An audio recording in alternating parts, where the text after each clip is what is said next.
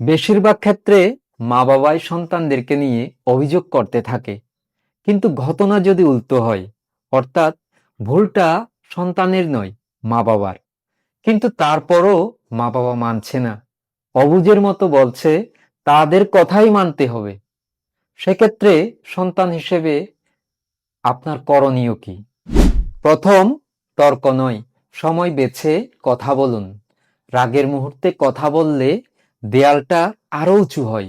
সেজন্য একটা শান্ত, ভালো এবং মা বাবা খুশিতে আছে এমন সময় বেছে নিয়ে তাদেরকে বলুন, আপনাদের কথা আমিও বুঝি, কিন্তু আমার দিকটাও একটু ভেবে দেখুন।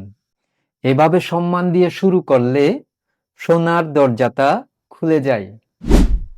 দ্বিতীয়, অনুভূতি দিয়ে বোঝান, অভিযোগ দিয়ে নয়। আপনারা শুধু আপনাদেরটা বোঝেন, আমাকে একটু বোঝেন না, এভাবে বললে প্রতিরোধ আসে। কিন্তু তার পরিবর্তে আপনি যদি বলেন, আপনারা এভাবে বললে আমি কষ্ট পাই, মনের মধ্যে আঘাত লাগে, এভাবে নরম করে যখন আপনি শুরু করবেন, তখন দেখবেন তাদের মনটাও নরম হয়ে যায়। মনে রাখবেন, অভিযোগ আক্রমণ তৈরি করে, অনুভূতি সহানুভূতি তৈরি করে। তৃতীয়, ধৈর্য ধরুন, পরিবর্তন সময় নেই। মা বাবার চিন্তা একদিনে গড়ে ওঠেনি, কাজেই তাদের চিন্তার পরিবর্তনও একদিনে হবে না।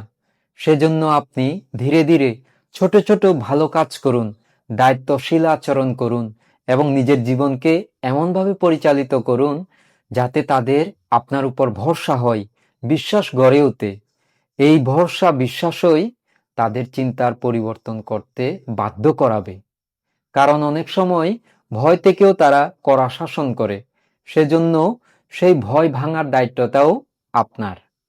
ভবতু সর্বমঙ্গলং।